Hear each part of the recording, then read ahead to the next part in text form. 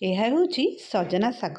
ଏହି ଶାଗର ଗଛକୁ ତାମିଲରେ ମୋରିଙ୍ଗା କହନ୍ତି, ହିନ୍ଦୀରେ ସେହଜନ କହନ୍ତି, ଆଉ ଇଂଲିଶରେ ହର୍ସ ରାଡିଶ ଟ୍ରି ବା ଡ୍ରମଷ୍ଟିକ୍ ଟ୍ରି କହନ୍ତି।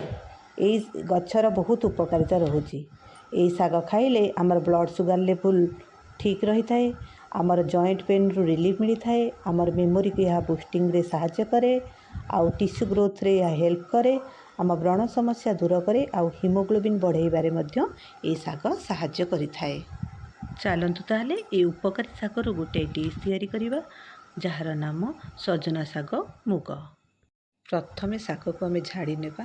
ଝାଡ଼ି ନେଇ ତାକୁ ଦେଖିବା କୌଣସି ପୋକ ଜୋକ ସେଥିରେ ଅଛନ୍ତି ନା ନାହିଁ।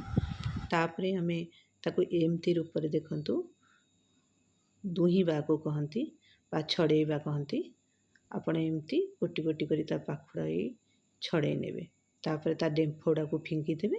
ଶାଗକୁ ଏମିତି କଲେକ୍ଟ କରି ନେବେ। ବାକି ଶାଗକୁ ମୁଁ ଏମିତି ଛଡ଼େଇ ନେଉଛି, କିନ୍ତୁ ଆପଣ ଛଡ଼େଇଲା ବେଳେ ଦେଖିବେ ଏଥିରେ ବହୁତ ପୋକ ଥାନ୍ତି। ସମ୍ବାଳୁଆ ପୋକ ତ ଥାନ୍ତି, ଆଉ ତାଙ୍କ ଡିମ୍ବ ବି ଦେଇଥାନ୍ତି। ତାକୁ ଚେକ୍ କରୁଥିବେ। ଦେଖନ୍ତୁ ଏଇଟା ଗୋଟିଏ ଶାଗ।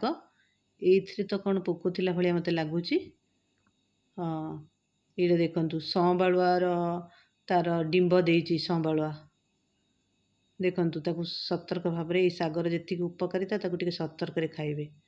ଏମିତି ସବୁ ଛୋଟ ଛୋଟ ଥାଏ, ତାକୁ କାଢ଼ି ନେବା। ତାପରେ ମୁଁ ଦେଖିକି ସବୁ ଛଡ଼େଇ ନେଇଛି ଶାଗ। ଏଇଭଳି ଏମିତି ଦେଖିକି ପୁରା ପରିଷ୍କାର ଭାବରେ ଦେଖିବେ, ତାପରେ ଛଡ଼େଇବେ ଶାଗକୁ। ବର୍ତ୍ତମାନ ସବୁ ଶାଗକୁ ମୁଁ ଛଡ଼େଇ ଦେଇଛି। ଏମିତି ମୋର ଏଇ ଥାଳିରେ ଏତିକି ହେଇଗଲା ସବୁ ଶାଗ। ତାପରେ ବର୍ତ୍ତମାନ ଆମେ ଶାଗ ମୁଗ କରିବାକୁ ଯିବା। ଏତିକି ଶାଗ ନେଇଛି, ତାପରେ ଗୋଟେ ଗିନା ନେଇଛି ମୁଁ ମୁଗ ଡାଲିକି ଏବେ ଆମେ ଭାଜିବା। ଡାଲି ଭାଜିବା ପାଇଁ କଡ଼େଇ ଗରମ କରିଦେଇଛି। ଏବେ ସେଥିରେ ଆମେ ମୁଗ ଡାଲିକି ପକାଇବା, ଆଉ ଏମିତି ଚଲେଇ ନେବା। ବାରମ୍ବାର ଚଲାଉଥିବେ, ନହେଲେ ତଳ ଲାଗିଯିବ। ଏମିତି 5-7 ମିନିଟ୍ ଭାଜିଲା ପରେ ହେଇଗଲା ଆମର। ଏବେ ଆମେ ତାକୁ ଗୋଟେ ପାତ୍ରରେ ବାହାରକୁ କାଢ଼ି ନେବା। ଆପଣ ଡାଲିକୁ ପ୍ରଥମେ ହାଇ ଫ୍ଲେମ୍ ଆଉ 2-3 ମିନିଟ୍ ପରେ ଲୋ ଫ୍ଲେମ୍ରେ ଭାଜିବେ। ଦେଖନ୍ତୁ ମୋ ଡାଲି ପରଫେକ୍ଟ ହେଇଯାଇଛି। ଉପଯାଇକି ଧୋଇକି ଆମେ ଏମିତି ବସାଇ ଦେଇଛେ। ଏଥିରେ ଏଇ କାଚ ବାଉଲରେ ମୁଁ 1.5 ବାଉଲ୍ ପାଣି ଦେଇଦେଇଛି। ସେଥିରେ ଲୁଣ ଦେଇଦେଲି, 1 ଚାମଚ ହଳଦୀ, 1/2 ଚାମଚ ଦେଇଛି, ଆଉ ଗୋଟେ 1/2 ଚାମଚ ଦେଇଥିଲି। ବାସ୍ ଏତିକି ହଳଦୀରେ ହେଇଯିବ। ଏବେ ଆମେ ପ୍ରେସର କୁକରଟା ଦେଇଦେବା ତାର ଉପର।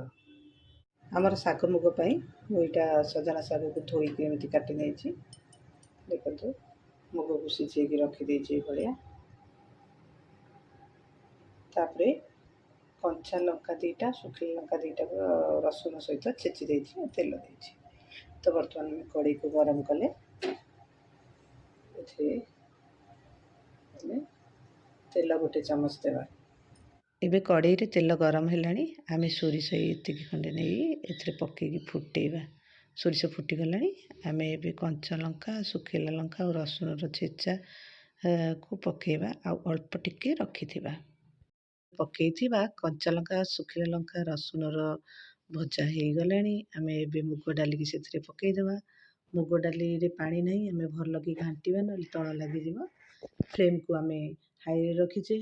ଆଉ ବର୍ତ୍ତମାନ ପାଣି 1/2 ବାଉଲ୍ ଏଥିରେ ଢାଳିଦେଲି। ହାଫ୍ରୁ ଟିକେ ଉପରକୁ ଦେବେ। ତାପରେ ଆମକୁ ଭଲ ଭାବରେ ଏଟାକୁ ମିଶାଇ ନେବି। ଭଲକି ମିଶାଇ ଦେବେ, କାରଣ ମୁଣ୍ଡା ଅଛି, ସେସବୁ ମୁଣ୍ଡା ଯେମିତି ହଟିଯିବ। ଆଉ ଏହି ସମୟରେ ଗୋଟେ ଯେହେତୁ ଫ୍ଲେମ୍ ହାଇ ଅଛି, ଆପଣ ବାରମ୍ବାର ଘାଣ୍ଟୁଥିବେ।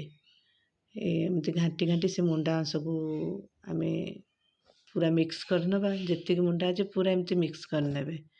ତାପରେ ଆମେ ପୁରା ମିଶିଗଲା ପରେ ଏଥିରେ ଆମେ ଶାଗକୁ ପକାଇବା। ଏବେ ଆମେ ଏଥିରେ ଶାଗକୁ ପକାଇବା।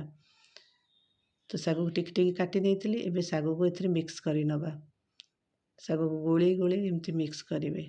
ଗୋଟେ ଜିନିଷ ଏଠି ମେନସନ୍ କରିବି, ଏଇ ଶାଗ ନର୍ମାଲି ବହୁତ ଗରିଷ୍ଠ ଥାଏ।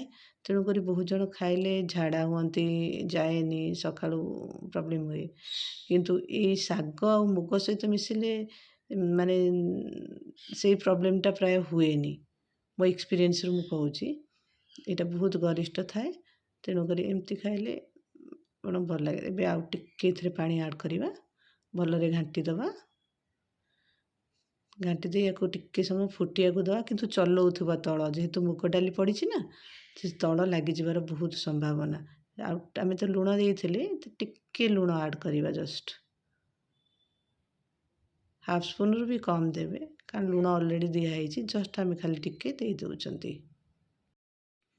आमर शाग मुग भी फुटी जाइए आम रसुण और लंकार छेचा को इथे पकईदे आ भल भाव टिके घाटी नवा गैस फ्लेम को लो करदे जेहेतु फुटी जाइए शाग आउ मुग तेणुक शागटा टिके सीझब तेणुक आम फ्लेमटा को लो कर 3-4 मिनिट एमती घाटी नवा भल भाव घाटुवे तल लगिजार संभावना अच्छे एमती घाटी दे 3-4 मिनिट पर आम शाग प्राय हो शाग मुग हो जाइए गैस को बंद करदेवी आम आपको बाउल काढ़ी शाग मुग ए रेडी हो आम मैंने भात सहित नहीं पार ये हम ए डाली सहित आपन को शागर भी सब उपकारिता मिल तेणुक एमती एक डिश आपण मैंने कर खातु आउ परिवार समस्त को खुआतु आज रही जय जगन्नाथ।